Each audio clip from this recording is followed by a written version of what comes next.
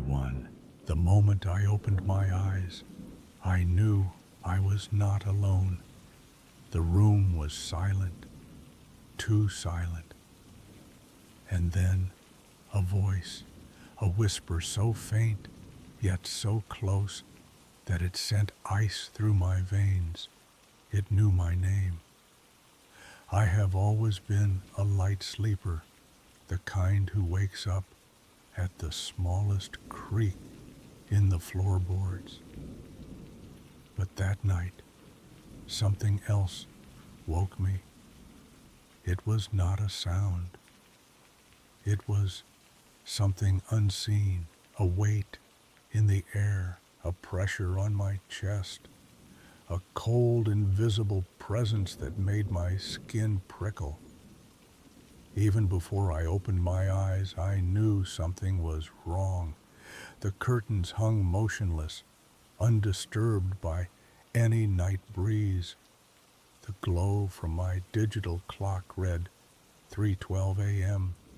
I wanted to roll over, close my eyes, and drift back to sleep, but I could not. My body felt frozen, not with fear, with something deeper. Then I heard it, a whisper. It was faint, almost like a distant breath, but it carried weight, the kind of weight that made my breath hitch in my throat. My ears strained, trying to pick up the direction it came from. It was not a voice I recognized. It was distant, yet uncomfortably close at the same time. A shudder passed through me. I clutched the bedsheet tighter, forcing myself to sit up. The darkness in my room felt thicker. And then, just as suddenly as it had come, the whisper stopped. I did not sleep after that. I stared at the ceiling, listening, waiting. The hours stretched on, and the unease never faded. When the first light of dawn crept in through my window, I exhaled a breath I had not realized I was holding. At breakfast, I barely touched my food. My mother noticed. "You look pale. Did you not sleep well?" I hesitated. I had a weird feeling last night, like something was in my room. For a split second, she froze. It was quick, barely noticeable, but I caught it. Then she forced a small smile. "It is probably just your imagination. Try to get some rest today." But I knew what I had felt. That afternoon, word spread across the neighborhood. Mrs. Holloway, the elderly woman 4 houses down, had passed away in her sleep. They found her around 3:30 a.m. My stomach twisted. That was the time I had woken up. The whisper, the cold weight in the air. It could not be a coincidence, could it? For weeks, I tried to shake the memory, but it clung to me, buried deep in my thoughts. I convinced myself it was just an eerie experience, nothing more, until it happened again. Months later, I stayed at my cousin's house for the weekend. We spent the evening watching movies, eating junk food, and joking around. Everything felt normal. But when night fell, so did the unease. I woke up suddenly, the same suffocating weight pressed against my chest. The room was silent, but I could feel it. That same unseen presence, watching, waiting. Then came the whisper, clearer this time. A single word, a name. Daniel, my cousin's name.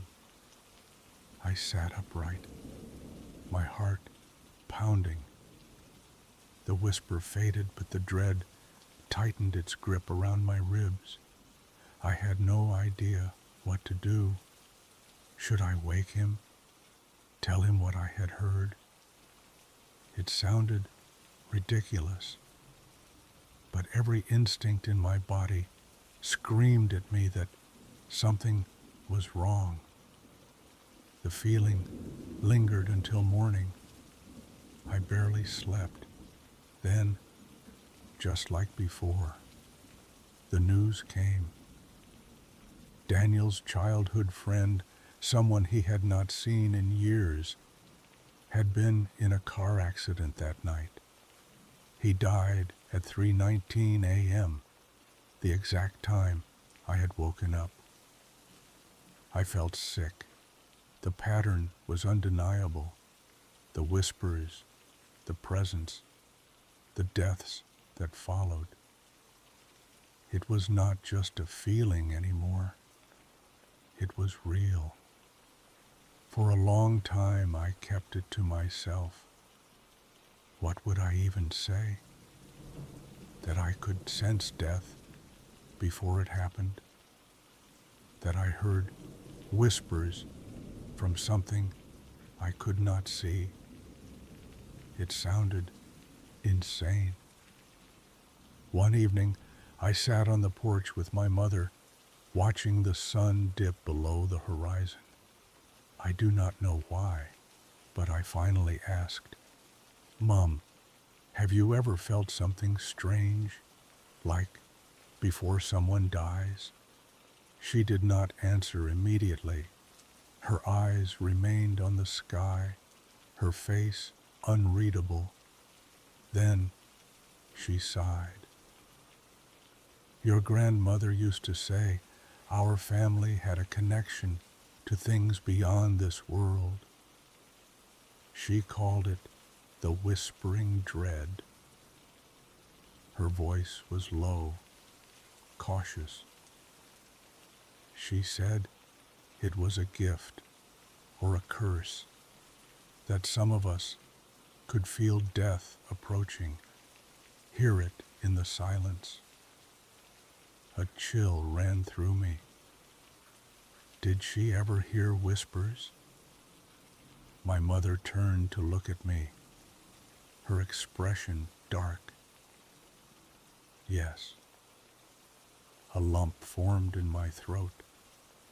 I still wake up some nights, heart pounding, breath shallow. I still hear the whispers, feel the presence lingering just out of sight. I try to ignore it, pretend it is not real, but I know the truth. Death always whispers before it comes, and one day it will whisper my name.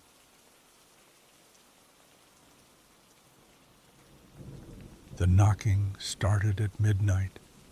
At first, I thought it was just the wind, but then I heard the whisper, soft, pleading from under the floorboards. Let me out. Spending a weekend at my aunt's house was something I never enjoyed. It was not that I disliked her. She was kind, always making sure we were comfortable. But her house, old and isolated at the edge of town, had a way of making the silence feel heavy.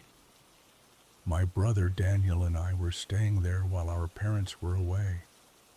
The house carried the scent of aged wood and something faintly metallic. The floors creaked under every step, and the dim lighting stretched the shadows longer than they should have been. The first night was uneventful. We had dinner, watched some television, and turned in early. Daniel and I shared the guest room at the end of the hall. The door had a brass handle that clicked too loudly whenever it turned. At some point past midnight, a sound pulled me from my sleep. Knocking. 3 slow, deliberate knocks echoed through the house. They were soft, almost hesitant, like someone did not want to be heard. My breath caught in my throat as I pinned up. Daniel stirred beside me. "Did you hear that?" His voice was thick with sleep, but his eyes were wide with unease. I nodded. "Maybe it is Aunt Linda." We waited, but the house remained silent. Then the knocking came again, louder this time, more insistent, but it was not coming from the front door. It was coming from inside the house. Daniel pushed off his blanket. We should check. Neither of us wanted to leave the room, but ignoring it felt worse. Slowly we stepped into the hallway.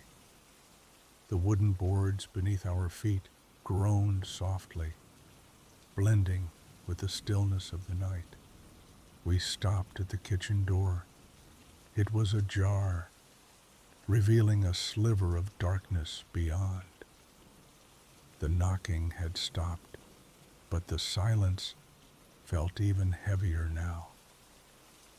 I reached for the switch and flicked on the light. The kitchen was empty. The chairs were neatly arranged.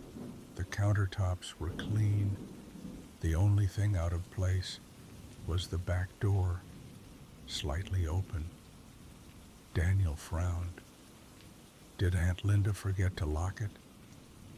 I was about to answer when we heard it again, knocking.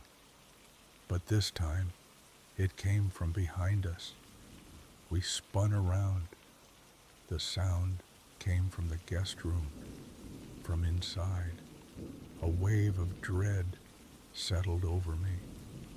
We had just left that room. There was no way anyone was in there. Daniel grabbed my wrist. "We need to wake Aunt Linda." We ran to her room, our footsteps loud against the wooden floor. Her door was slightly open. We pushed it further, whispering her name. The bed was empty. A sick feeling twisted in my stomach. Where is she? Daniel's breathing turned shallow. She was here earlier, then. A loud thud from the kitchen. Our heads snapped toward the sound. We hesitated for only a moment before creeping back, hands gripping the walls as if they could protect us. Something had changed. The chairs around the table were no longer tucked in. One was lying on its side. The cabinet doors hung open, some dishes knocked over, as if someone had been searching for something. Daniel whispered, "Someone is in here." Then the knocking resumed, not on a door, not on the walls, but from beneath us. We froze. The sound was muffled but distinct, sharp raps coming from under the wooden floorboards, as if something was trapped below. My pulse pounded. This house does not have a basement, right? Daniel shook his head. Only a crawl space. A sickening realization set in. The knocking was coming from the crawl space. We backed away, too afraid to make a sound. The knocking turned frantic, no longer slow, but desperate. Then we heard it. A whisper, faint, almost lost in the stillness. A woman's voice repeating a single phrase. "Let me out." The words clawed at my chest. I turned to Daniel, but he was already staring at the floor, his face pale. Then the whispering stopped. The house fell into an eerie silence. We held our breath, waiting for something, anything, to happen. Then a knock. This time, it came from the front door. A slow, heavy knock, 3 times. Daniel gripped my arm. "Do not open it." I had no intention to, but deep inside, I knew we were not alone anymore. Aunt Linda never came back that night. The police searched the entire house. No signs of forced entry, no missing belongings. It was as if she had vanished. The only thing they found were faint, bloody handprints on the kitchen floor. To this day, I still hear knocking in the dead of night. 3 slow taps, always 3, and every time I wonder if someone is still trying to get out, or worse, if something is trying to come in. The whispers were everywhere, crawling under my skin. My breath hitched, my hands shook. But the worst part, the shadows were not just watching anymore. They were coming closer. Darkness has a way of creeping into your bones, settling there like an unshakable fear. It is not just the absence of light, but the feeling of being watched, of something lingering just beyond sight. I never believed in ghosts. I thought those were just stories meant to scare children. That was before I stepped into Ravenswood.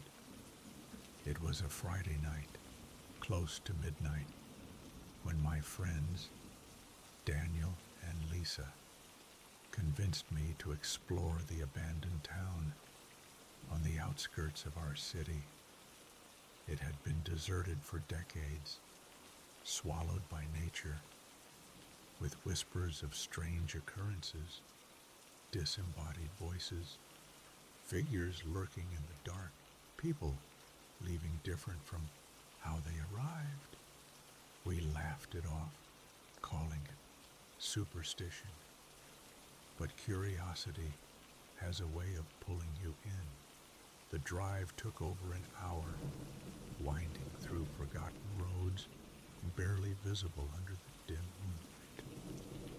The deeper we went, the quieter everything became.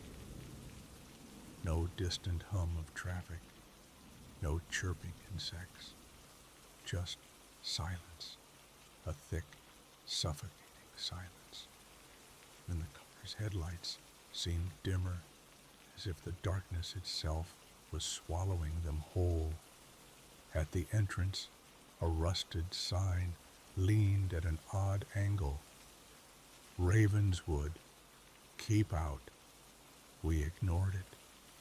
The town looked frozen in time, its cracked roads splitting like veins, weeds curling through the gaps.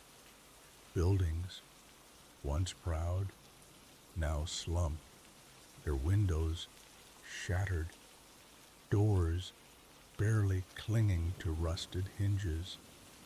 A single street lamp flickered weakly in the town square, its broken glass and casting jagged shadows. Lisa shivered. This place feels wrong, Daniel scoffed, stuffing his hands into his jacket. It is just an old town.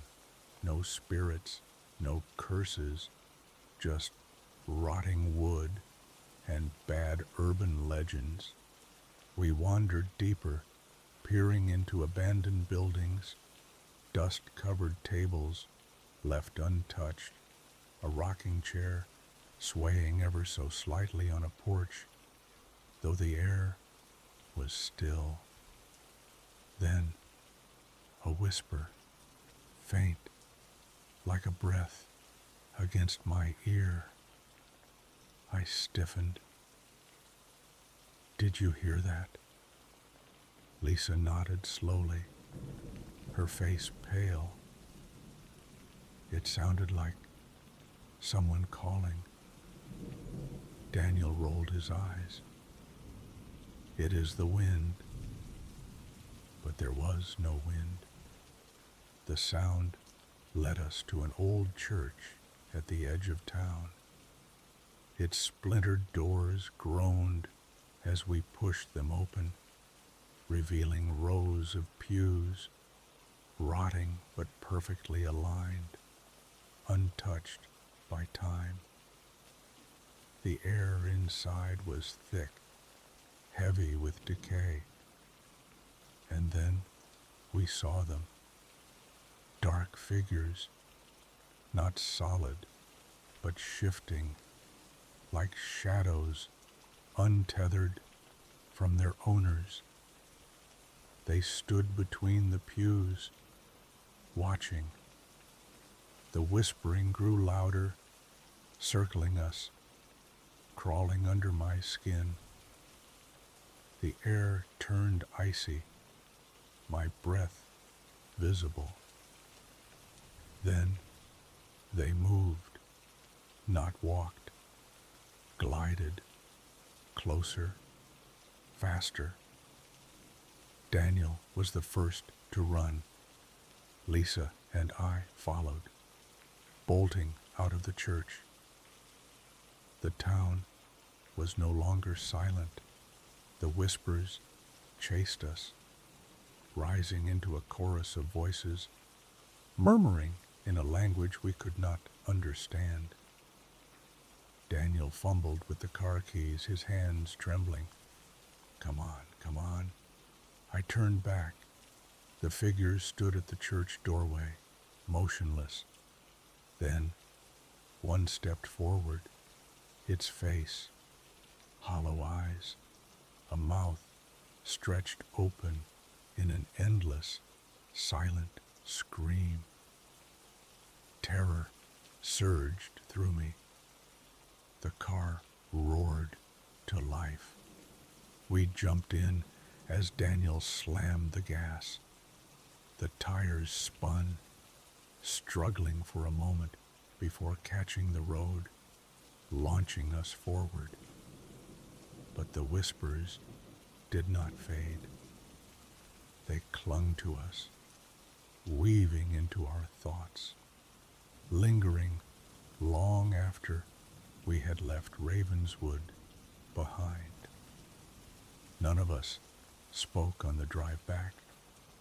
There were no explanations, no rationalizations, just the understanding that what we saw was real, and they were still watching. What do you think really happened in Ravenswood?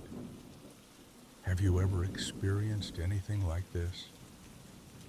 Share your thoughts in the comments.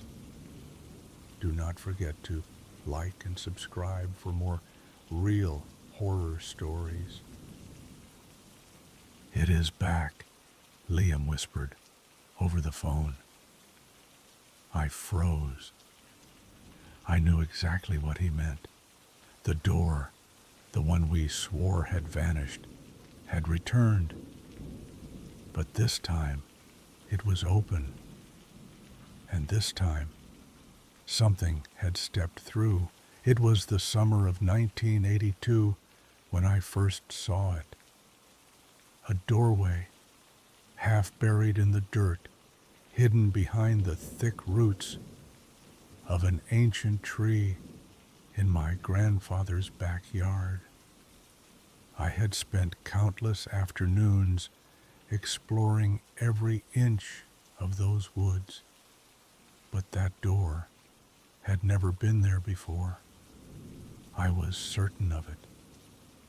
The wood was aged, splintered, and scarred with deep scratches, as if something had clawed at it from the other side. There was no frame, no hinges, just a door standing alone, leaning slightly into the earth. A stale, damp scent hung in the air, making my stomach twist. Liam, my 10-year-old brother, stood beside me. Unlike me, he was always fearless, always the first to run toward the unknown. He reached out to touch the handle. I grabbed his wrist. "Do not." His nose wrinkled. "Why not? It is just a door." But it was not. I felt something. The air around it was heavy, like the calm before a storm. I could not explain it, but I knew we were not supposed to be there. Liam, ever the skeptic, ignored my warning. He knocked on the door. Once, twice. The sound echoed strangely, as if the wood covered something deep and hollow. Then something knocked back. Liam gasped, stepping away. "Did you hear that?" I had. I wished I had not. We ran home, our shoes kicking up dirt as we bolted through the trees. That night, I struggled to sleep. The old clock by my bedside read 2:15 a.m. when I first heard it. A knock, 3 soft, deliberate raps. My breath hitched. It was coming from inside the house. Slowly, I sat up, listening. Another knock, this time against the window. I did not move. I barely breathed. The knocking came again, shifting from one wall to the next. Then, silence. The next morning, I told my grandfather. His reaction chilled me more than the knocking had. He did not laugh or scold me for making up stories. Instead, he went very still. His hands trembled slightly as he set down his coffee. "Where?" he asked. Liam and I led him to the spot. But when we got there, the door was gone. The roots were undisturbed, the dirt untouched. It was as if it had never been there at all. Liam swore up and down that he had seen it too, but our grandfather only shook his head. "If it comes back," his voice was low, "you do not go near it. Do you understand?" We nodded, but it did not matter. The door came back. Years passed. I moved away, convinced that I had imagined it. Then, one evening in 1998, my phone rang. It was Liam. "It is back," he whispered over the phone. I froze. I knew exactly what he meant. The door, the one we swore had vanished, had returned. But this time it was open, and this time something had stepped through. I returned home the next day. The woods looked the same, unchanged by time, but as we walked deeper in, I felt it again. The air was heavier, charged with something unseen. And then I saw it. The door stood exactly where it had been all those years ago, only now it was slightly ajar. A thin crack of darkness stretched beyond its edges, deeper than any shadow I had ever seen. "I think something came through," Liam muttered. A chill crept up my spine. "How do you know?" He lifted his sleeve. His arm was covered in deep, jagged scratches. "Because last night it knocked again, and this time I opened it." The woods fell silent. Even the distant hum of insects had vanished. The air felt thick, pressing against my skin like an unseen weight. Then, from behind the door, something moved. A ripple in the darkness, shifting, pulsing. A shape began to emerge. We ran. We did not stop that night. The knocking returned, not just at the door, at the windows, the walls, the ceiling, and this time it did not stop. I woke up to the sound of tapping against my window, slow, deliberate. My pulse pounded as I turned toward the glass, expecting to see a branch swaying in the wind. But there was no tree outside my window, only the faint outline of something standing there, watching me. I did not move. I barely breathed. The tapping stopped. A long silence stretched through the room, thick and heavy. Then the doorknob rattled. I did not want to move to that old house by the lake. It was supposed to be a fresh start, a place to clear my mind after everything that had happened. The city was too loud, too crowded, and filled with too many memories I wanted to leave behind. So when I found the listing for a small house in a quiet town, it felt like the right decision. At least, that is what I told myself. For the first few days, everything was peaceful. I spent my time unpacking, fixing the leaky roof, and adjusting to the silence. The only sounds were the gentle rustling of leaves and the occasional creak of the wooden floors. But then, things started changing. Small things at first. My keys would go missing, only to reappear in places I had never left them. Doors I swore I had locked would be open in the morning. I told myself it was just me, adjusting to a new place, my mind playing tricks on me. Then, on the night of September 17th, at exactly 2:45 a.m., I woke up to a sound, a faint tapping against the window. At first, I thought it was a tree branch swaying in the wind, but as I sat up, the tapping changed.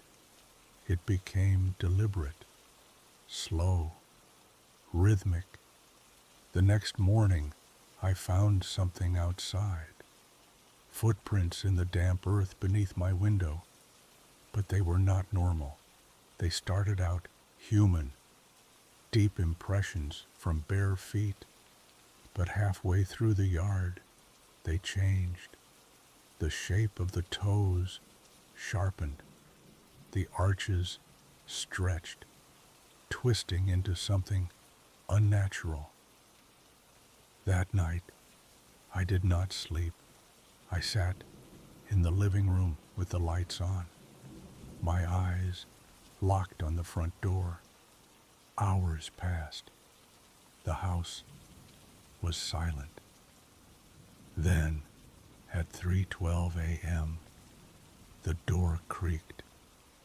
Not the wind, not my imagination. It moved. I grabbed the nearest thing I could, a rusted fireplace poker, and held my breath. The handle turned, slow and deliberate. A shadow shifted in the dim light beneath the door frame. I stood, frozen, every nerve in my body screaming for me to run, but I could not move. I could only watch as the door opened an inch, then two. A whisper slithered through the crack, low, hushed. It said my name. I ran. I did not look back. I grabbed my keys, tore through the door, and jumped into my car. My hands trembled as I fumbled with the ignition. The engine roared to life, and I peeled out of the driveway, tires screeching against the wet gravel. As I reached the end of the road, I made the mistake of glancing in the rear view mirror. There, standing at the edge of the trees, was a figure, too tall, too thin. Its head tilted at an unnatural angle, watching me go. And just as I turned the corner, I saw it step forward. It had found me once. It would find me again.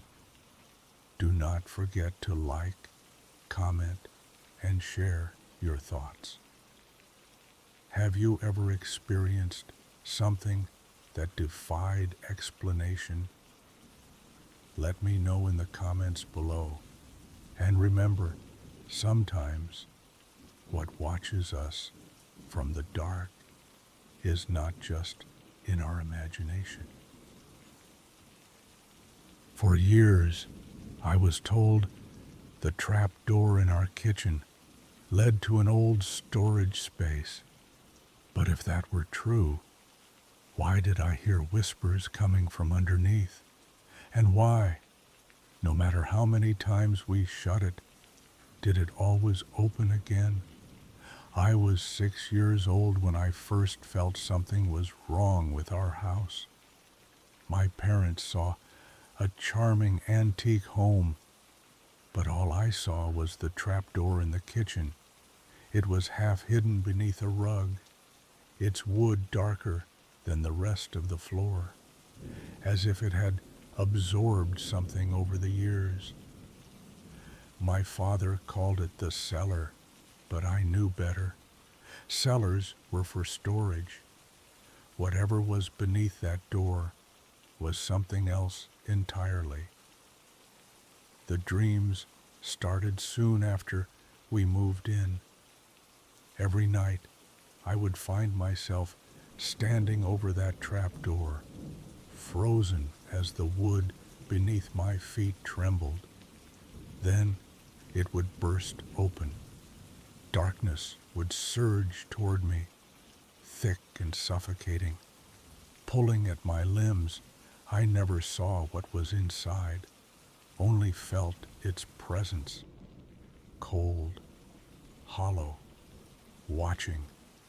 I would wake up gasping, drenched in sweat, my hands gripping my blankets as if they were the only thing keeping me tethered to reality. At first, I convinced myself they were just nightmares. But then, things started happening when I was awake too. One night, I was home alone. It was around 8:45 p.m. My parents had gone out, and I was curled up on the couch, watching TV, trying to ignore the eerie silence of the house. Then, from the corner of my eye, I noticed the rug in the kitchen had shifted. My stomach tightened. Slowly I walked over, my breath hitching as I saw what lay beneath. The trap door was open, not fully, just an inch. A sliver of darkness stared back at me. Then I heard it. A whisper. Not words, just a low, guttural sound rising from below. My body locked up, every muscle screaming at me to run. I did not think. I slammed the trapdoor shut, threw the rug back over it, and ran to my room. I sat against my door, my heart pounding, waiting, listening, but nothing came. The next morning, when I finally stepped into the kitchen, the rug was back in place, the trapdoor shut. My parents never noticed anything strange. I never told them. They would have laughed, told me it was my imagination. But I knew better. The nightmares worsened. Now, in my dreams, I was not just watching the trap door open. I was being dragged into it, my fingers scraping against the floor as something pulled me down. One night, I woke up gasping, 2:15 a.m. The air in my room was still, too still. Then I heard it, a creak from the kitchen. I sat up, my breath shallow, ears straining. The house was silent, but I knew that sound. The trapdoor. I wanted to ignore it, pretend I had not heard anything, but I could not. I stepped out of bed, creeping down the hallway, my pulse hammering in my ears.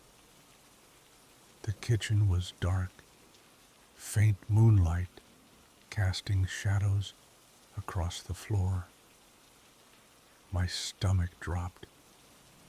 The rug was pushed aside. The trapdoor was wide open. My feet refused to move, but my eyes locked onto the black void beneath me. Then something shifted. A hand, pale, bony fingers gripped the floor, pulling something upward. My breath caught in my throat. I stumbled backward, knocking over a chair. The noise jolted me into action.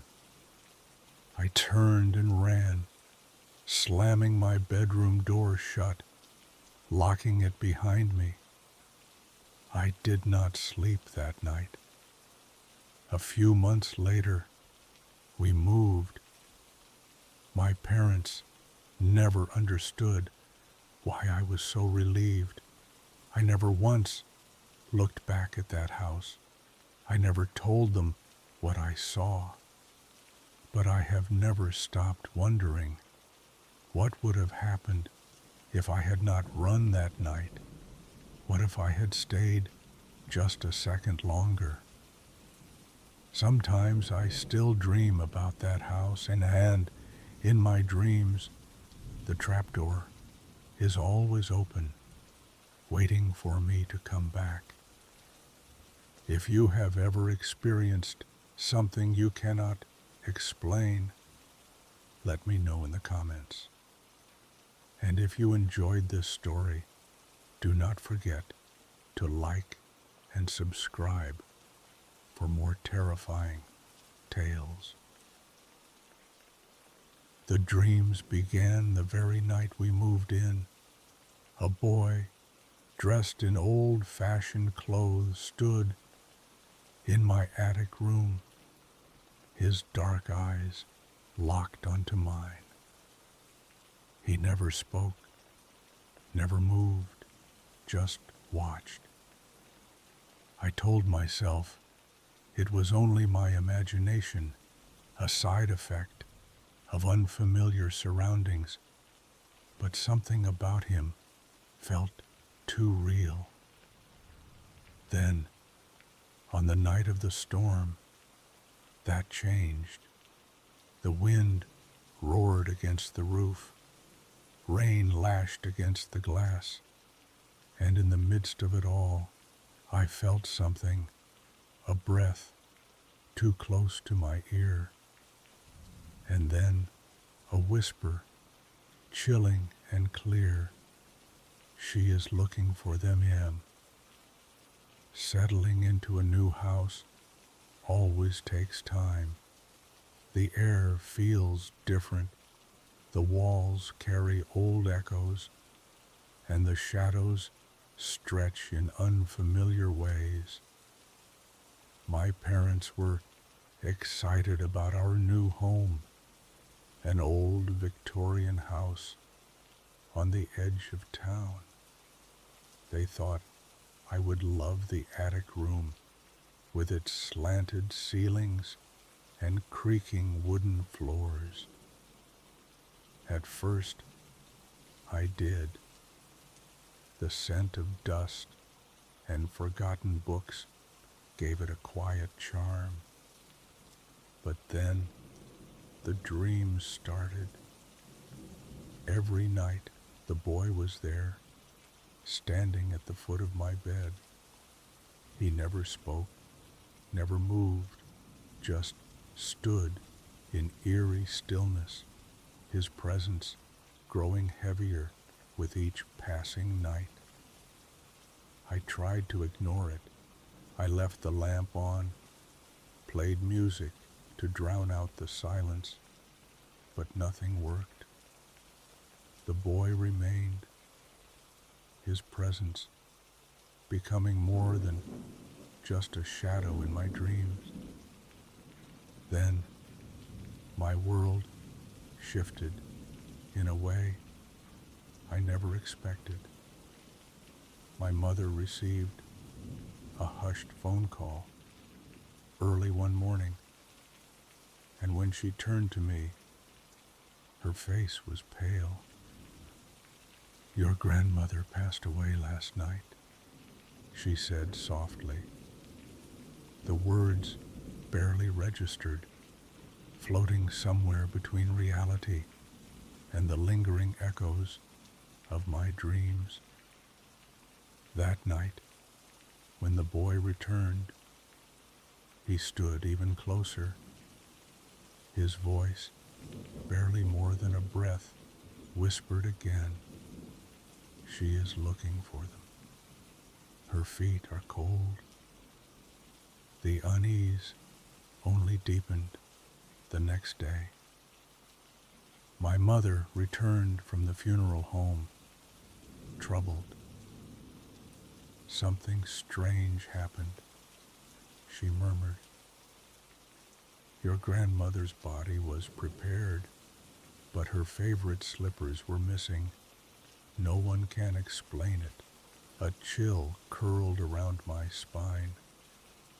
I did not say a word, but the boy's whispers gnawed at the edges of my thoughts.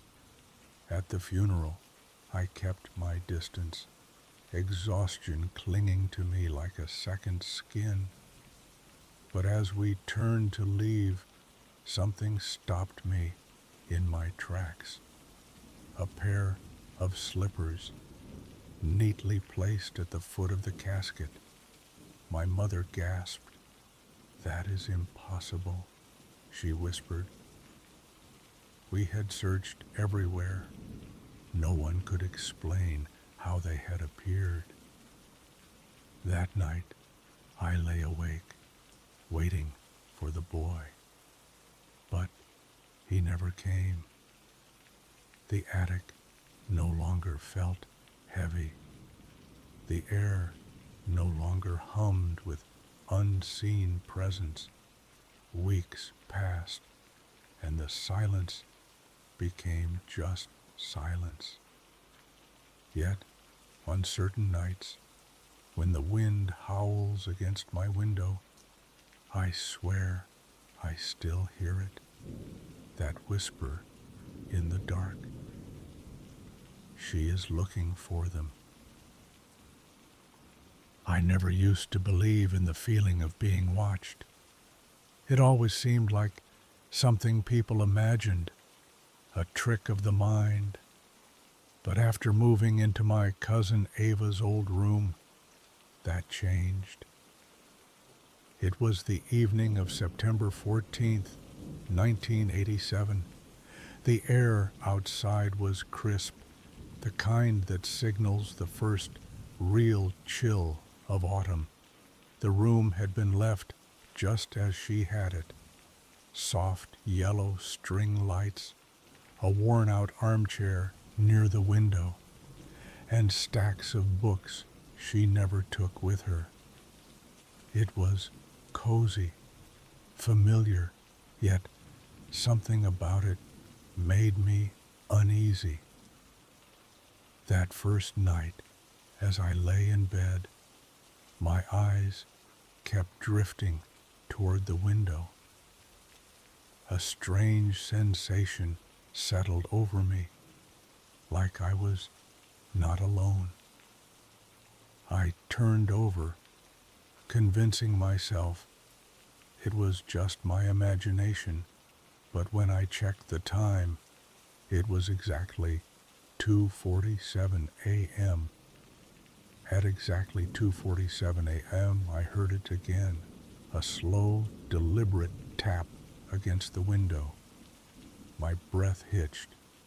I did not want to look, but something told me it was already looking at me. I could not shake the feeling.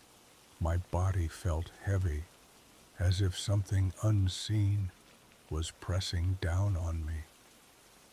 I forced myself to close my eyes, but just as I started to drift off, a soft sound made my breath catch. A tap.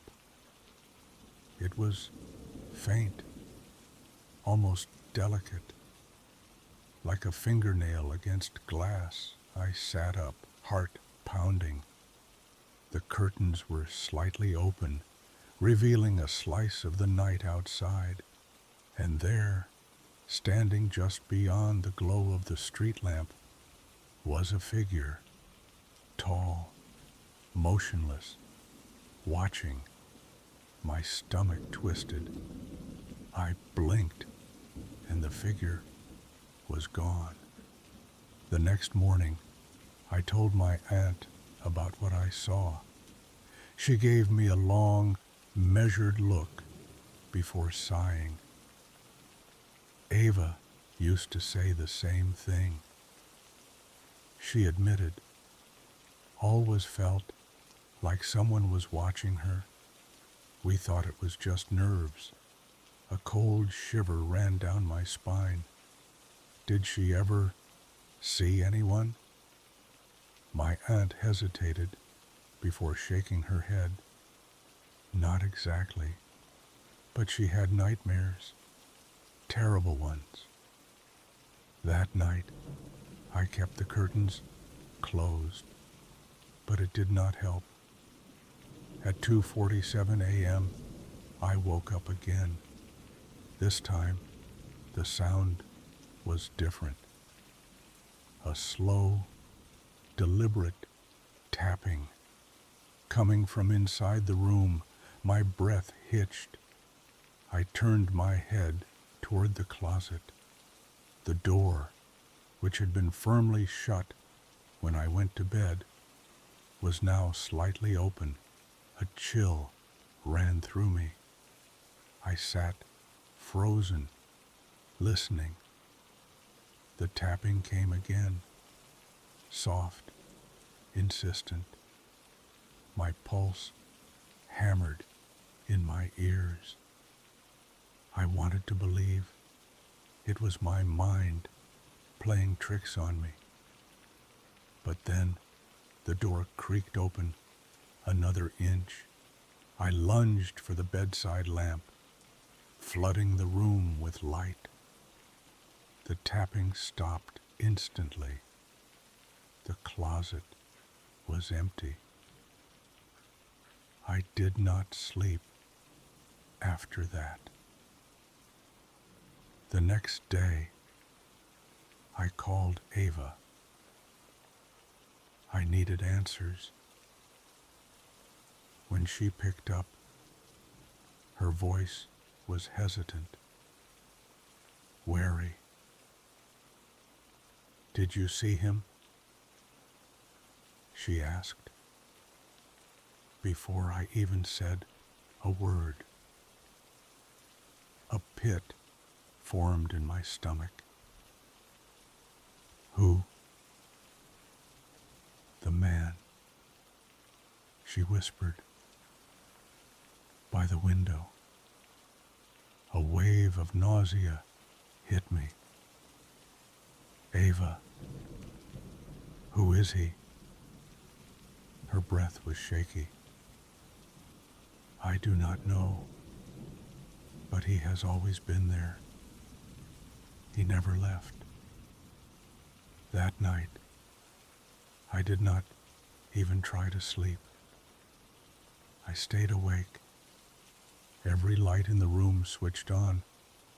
I told myself that if I stayed alert, nothing would happen. But at exactly 2:47 a.m., the air shifted. The lights flickered. A deep, suffocating silence filled the room. Then, a slow, deliberate creak. The closet door was moving. I grabbed my phone, trying to steady my trembling hands. My heartbeat thundered in my ears. I could not bring myself to move. The door, inch by inch, continued to open.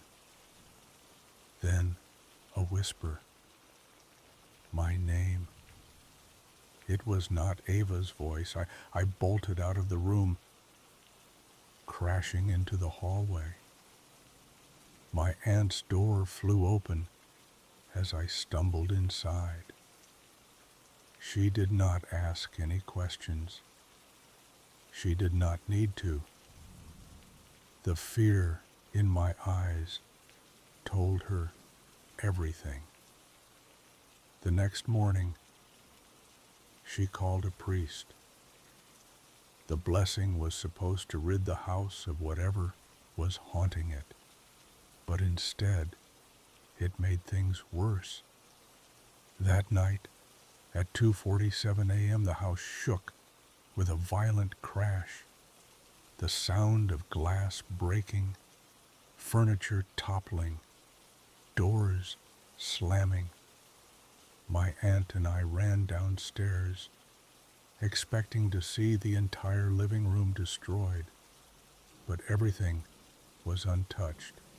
The only thing out of place was a single, jagged scratch on my bedroom door. Deep, fresh. I moved out that same day. To this day, I still wake up at 2:47 a.m., and sometimes in the silence of my apartment, I feel it, a presence, watching, waiting. I do not look toward the window anymore. It started with small things, a misplaced book, a flickering light. Then, one night, my security camera sent an alert. Motion detected. I checked the feed. The living room was empty except for the writing on the wall. "We see you." At first, I told myself it had to be some sort of glitch, maybe a trick of the shadows. But deep down, I knew better. Our house had been playing tricks on us for weeks. Objects moving on their own. Doors unlocking by themselves. Our cat, Misty, would freeze mid-step, staring at empty corners, her fur standing on end. Something was watching us, lurking just beyond what our eyes could see, and it was getting bolder. That night, at 2:43 a.m., I was in bed, scrolling through my phone, my eyes are outside, the wind howled, rattling the windows. Then I heard it, a deep humming, vibrating through the walls. It was not coming from outside. It was inside the house. I sat up, holding my breath, listening. The sound was faint but steady, pulsing through the air like it was coming from the very bones of the house itself. I turned off my phone screen and slid out of bed, my heart pounding. The air felt thicker, heavier, as if something unseen was pressing down on me. I stepped toward the door, hesitated, then slowly pushed it open. The hallway stretched ahead, bathed in the dim glow of a nightlight near the stairs. It should have been empty, but it was not.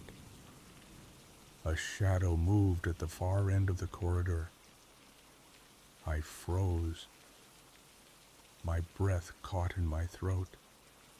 Someone or something was standing there, completely still, watching me. The air around me seemed to hum with a presence I could not see. I wanted to run, to slam the door shut and pretend I had not seen anything, but my legs would not move. Then, just as I gathered the courage to step back, a whisper brushed against my ear. "She is right there." The voice was not mine. It was close, too close, as if someone was standing inches away. I spun around, expecting to see a figure right behind me, but there was nothing. The hallway remained empty. My heart pounded in my chest as I stumbled back into my room, slamming the door shut. My hands trembled as I locked it. Silence settled in, thick and suffocating. I pressed my ear against the door, straining to hear. No footsteps, no whispers, just the faint sound of my own breathing. I reached for my phone with shaky hands and reopened the security app. My stomach twisted as the feed loaded. The living room appeared normal, the furniture undisturbed, the shadows still. But then, movement. A tall figure, limbs too long, head tilted unnaturally to one side, stepped into view. My fingers tightened around my phone as I watched, paralyzed. The figure stood there, unmoving, as if it knew I was watching. Then, with a slow, jerking motion, it lifted a hand and waved. My breath caught in my throat as the screen flickered. Then it went black. The next morning, I did not argue. I told my family we needed to leave. We packed only what we could carry and drove away, leaving the house behind. I do not know what was in there. I do not want to know. But I do know one thing. We were never alone in that house, and whatever was watching us, whatever had been waiting in the dark, did not want us to leave. I still think about that night, about the shadow that stood at the end of the hall, the whisper that brushed against my ear, and I wonder if, even now, it is still watching, still waiting for someone new to move in. Have you ever experienced something unexplainable? Share your story in the comments, and if you enjoyed this tale, make sure to subscribe for more terrifying stories. As I played back the recording, a faint whisper emerged, sending chills down my spine. I'm here. The first time I felt it, I was alone in my apartment. The evening sun had dipped below the horizon, casting long shadows across the room. A peculiar heaviness settled in the air, as if the walls themselves were closing in. I dismissed it, blaming fatigue after a demanding day at work. But then Luna, my usually indifferent cat, started acting strangely. One night, as I sat reading on the couch, she sprang to her feet, her eyes locked on a darkened corner of the room. A low growl rumbled in her throat, her tail puffed up in alarm. I turned to look, but there was nothing, just shadows stretching along the walls. "What's wrong, girl?" I murmured, reaching out to comfort her. She did not budge. Her body was tense, her gaze fixed on the empty space, as though something was standing there. My stomach tightened as I walked over and switched on the lamp. The light swallowed the darkness, revealing nothing unusual, but Luna's growling did not stop. Over the next few days, her behavior worsened. She would stare at empty spaces, ears twitching at sounds I could not hear.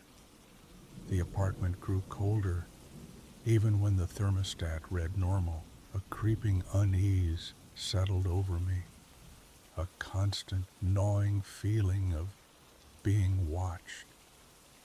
One evening, as I worked on my laptop, the screen flickered. The cursor moved on its own, typing out meaningless gibberish. My fingers froze above the keyboard. My breath caught in my throat. I slammed the laptop shut, convincing myself it was just a glitch. But later that night, I woke to the sound of footsteps in the hallway, slow, deliberate.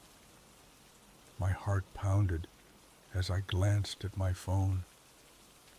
2:15 a.m. The steps stopped right outside my bedroom door. Silence. Holding my breath, I pressed my ear against the wood. Nothing. Mustering my courage, I turned the knob and peeked into the dimly lit hallway. Empty. Yet, as I shut the door, an icy shiver crawled down my spine, the kind that tells you you are not alone. Determined to find answers, I set up a voice recorder before leaving for work. That night, I played it back. For a while it was just silence. Then, faintly, a whisper. My body went rigid. I played it again, straining to make out the words. I'm here. My blood ran cold. Something had been in my apartment. When I told a friend, they dismissed it as stress, maybe sleep paralysis. But I knew better. The presence was real, and it was getting stronger. That night, the temperature plummeted. My breath fogged in the icy air. Luna hissed, her back arched, eyes locked on the hallway. I followed her gaze, and there, at the edge of the shadows, stood a figure, tall, unmoving, watching me. Paralyzed, I could only stare. It did not move, did not breathe. Then, slowly, it melted into the darkness, leaving me trembling. That was it. I packed a bag and fled, seeking refuge at a friend's place. Relief washed over me, but the questions lingered. What was it? Why had it chosen me? Even now, in the safety of another home, Luna still watches empty corners, ears twitching. And sometimes, when the air grows cold, I wonder, did it follow me? If you have ever experienced something like this, share your story. Maybe, together, we can uncover what lurks in the silence. Milo had been dead for 2 months.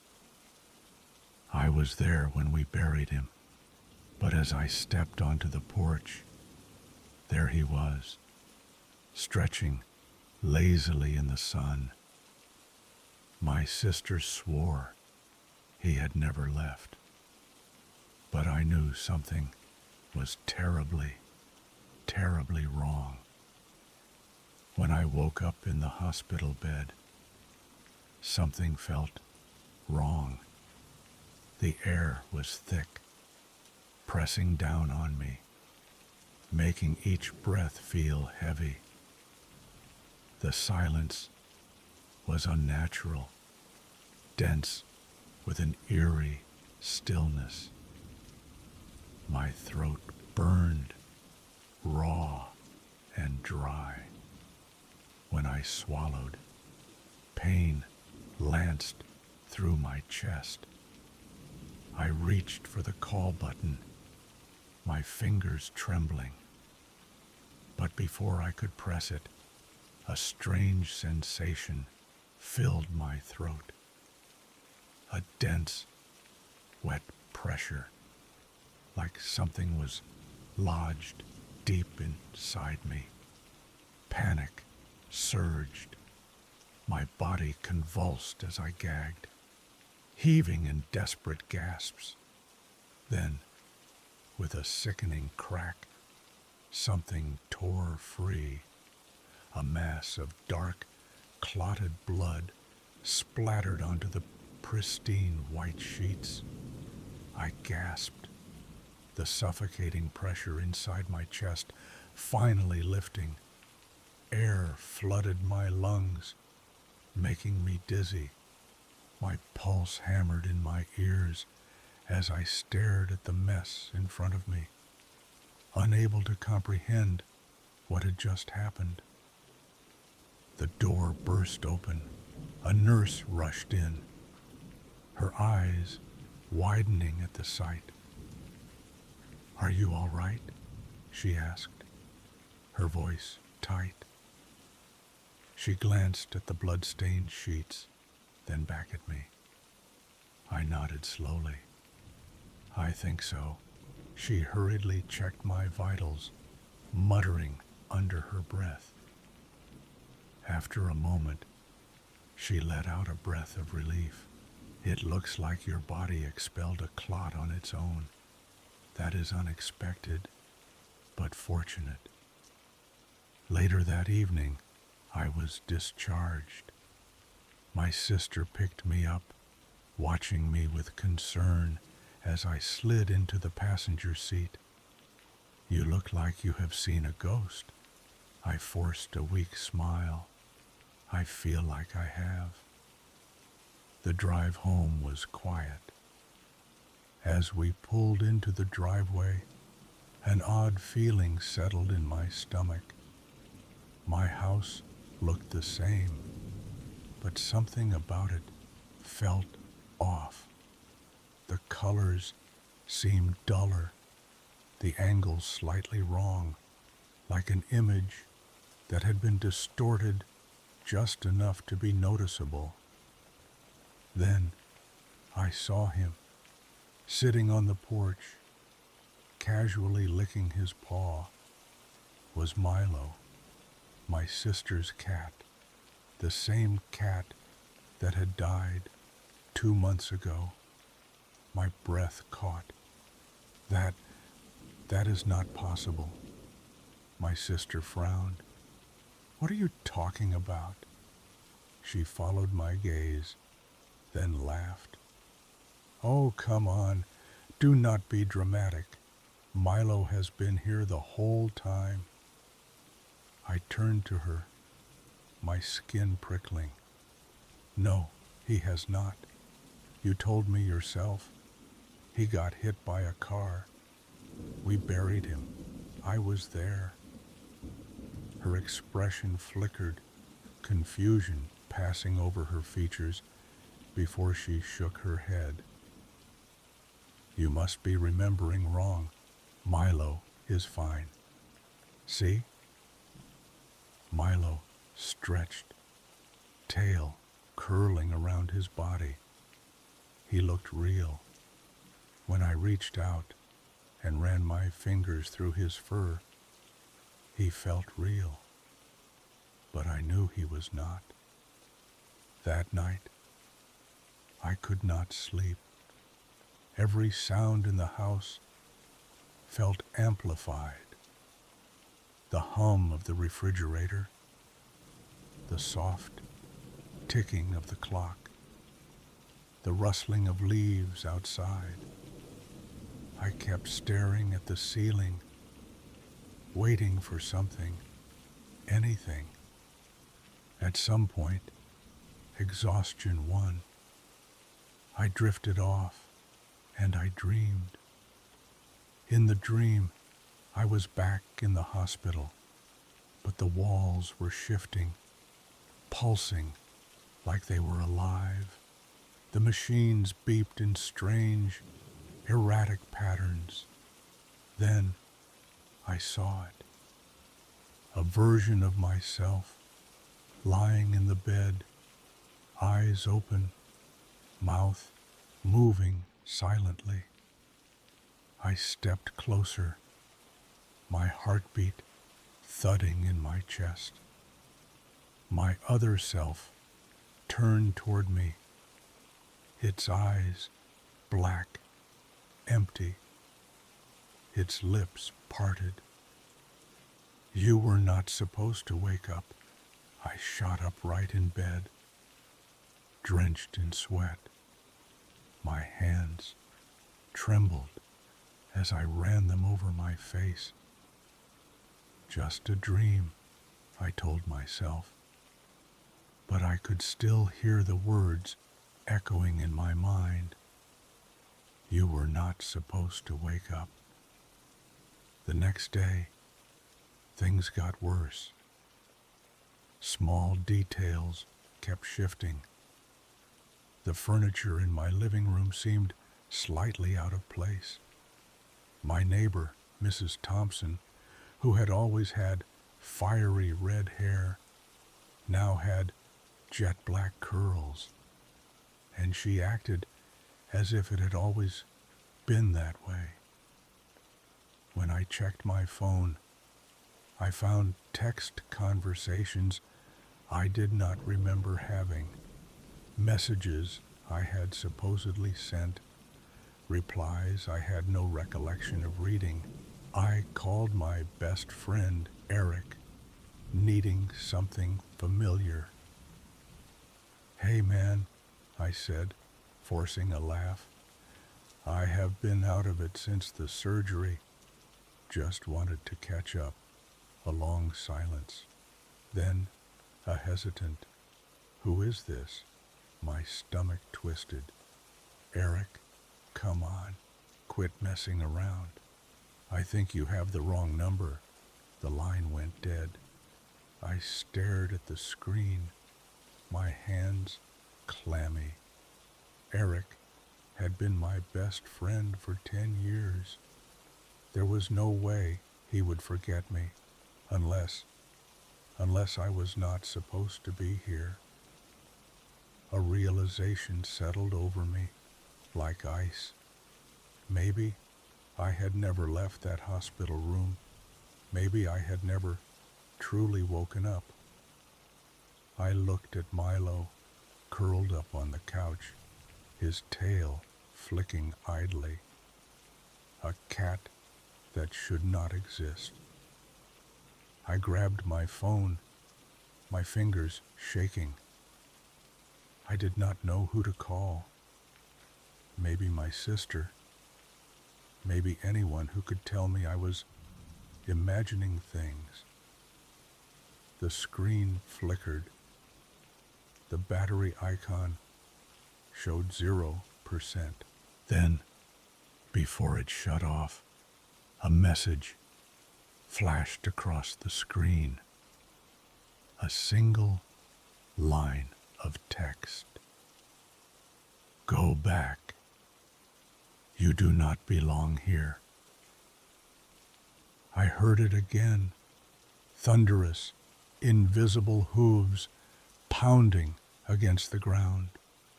But when I turned to look, there was nothing, just the trees and the feeling that something was watching me. The first time I heard it, I was 11. It started as a distant sound, a rhythmic pounding against the earth. At first I thought it was just an animal moving through the woods behind our house.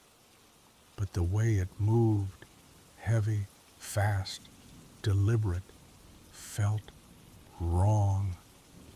I ran to the back window, peering out into the trees. The branches swayed, but nothing was there. The sound, however, kept coming. It was close now, too close. Yet, no matter how hard I looked, I could not see a thing.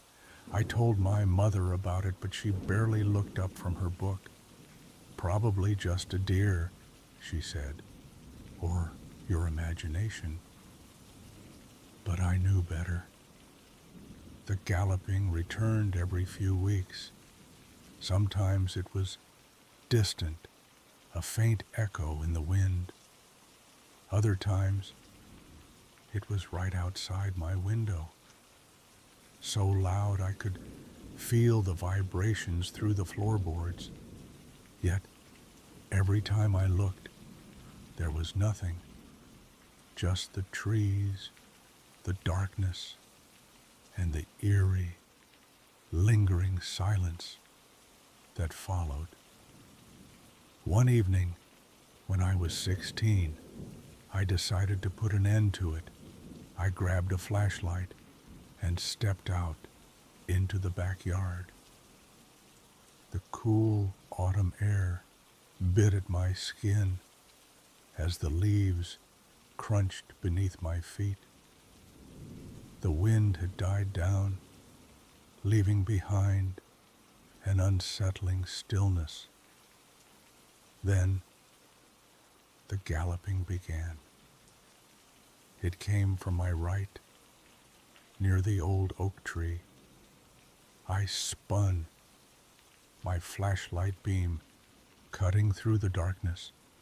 Nothing, just empty space. Yet the sound grew louder, circling me.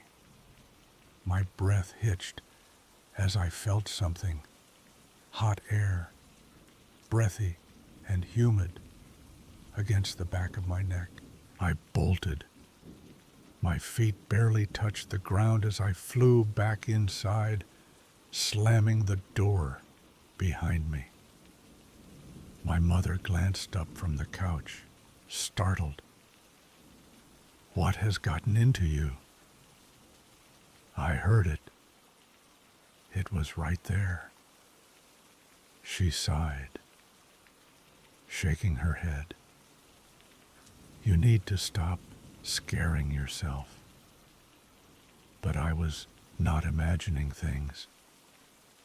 I left for college a few years later, and eventually the memories faded.